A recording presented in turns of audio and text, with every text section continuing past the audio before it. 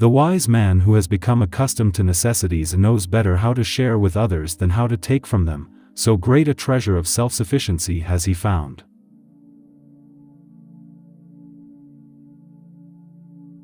Be moderate in order to taste the joys of life in abundance.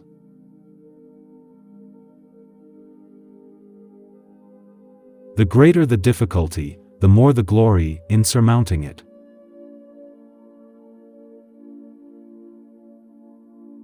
He who least needs tomorrow will most gladly greet tomorrow.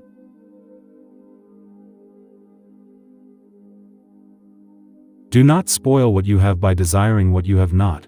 Remember that what you now have was once among the things you only hoped for.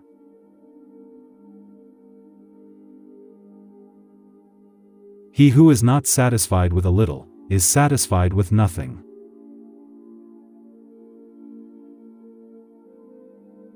You don't develop courage by being happy in your relationships every day. You develop it by surviving difficult times and challenging adversity.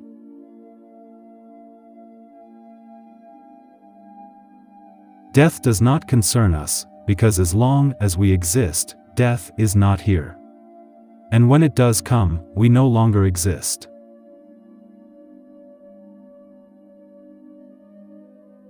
Not what we have, but what we enjoy, constitutes our abundance.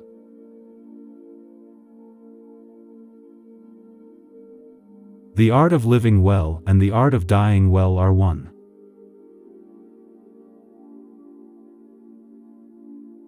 He who has peace of mind disturbs neither himself nor another.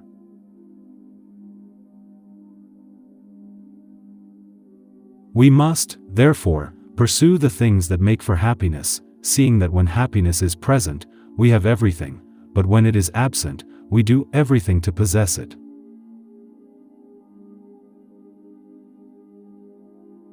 He who says either that the time for philosophy has not yet come or that it has passed is like someone who says that the time for happiness has not yet come or that it has passed.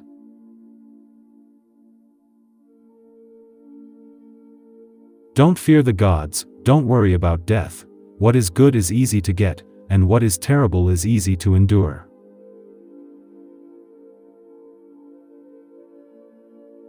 To eat and drink without a friend is to devour like the lion and the wolf.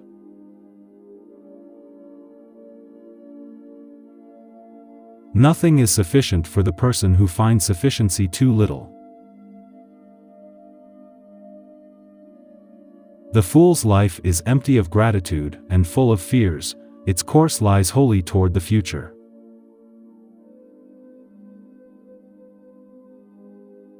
It is better for you to be free of fear lying upon a pallet, than to have a golden couch and a rich table and be full of trouble.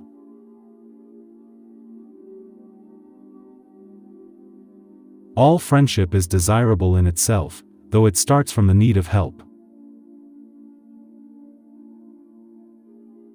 The time when you should most of all withdraw into yourself is when you are forced to be in a crowd.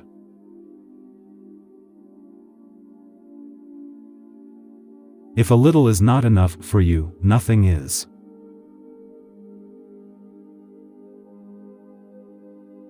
Therefore, foolish is the man who says that he fears death, not because it will cause pain when it arrives, but because anticipation of it is painful.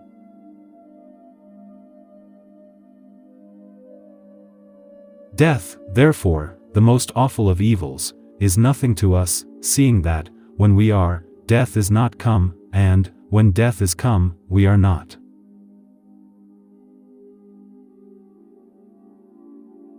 Of all the means to ensure happiness throughout the whole life, by far the most important is the acquisition of friends.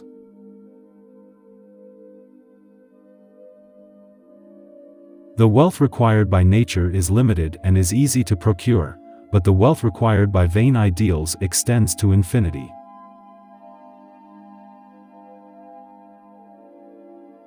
It is not so much our friends' help that helps us as the confident knowledge that they will help us.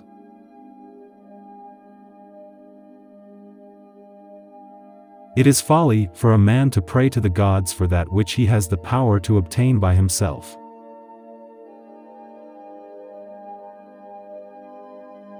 I have never wished to cater to the crowd, for what I know they do not approve, and what they approve I do not know.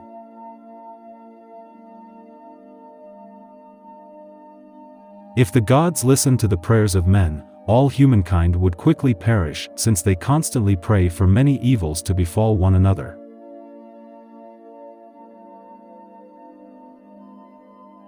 The noble man is chiefly concerned with wisdom and friendship. Of these, the former is a mortal good, the latter an immortal one.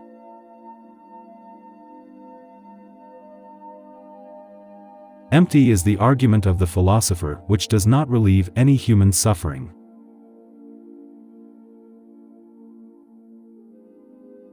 I never desired to please the rabble. What pleased them, I did not learn, and what I knew was far removed from their understanding.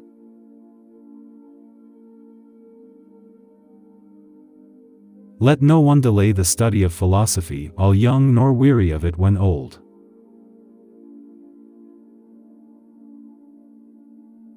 Of all the things which wisdom acquires to produce the blessedness of the complete life, for the greatest is the possession of friendship.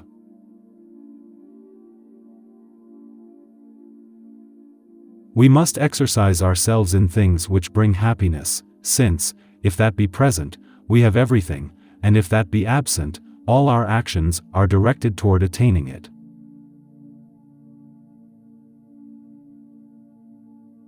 I was not, I have been, I am not, I do not mind.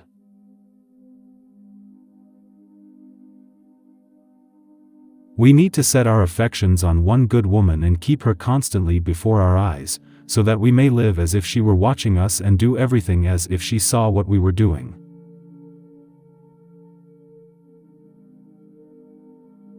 Death is nothing to us, because a body that has been dispersed into elements experiences no sensations, and the absence of sensation is nothing to us.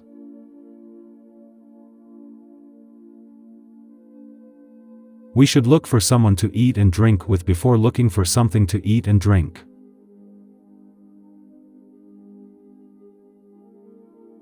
Misfortune seldom intrudes upon the wise man. His greatest and highest interests are directed by reason throughout the course of life.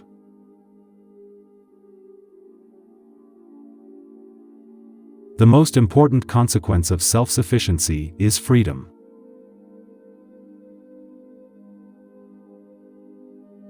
Vain is the word of that philosopher which does not heal any suffering of man.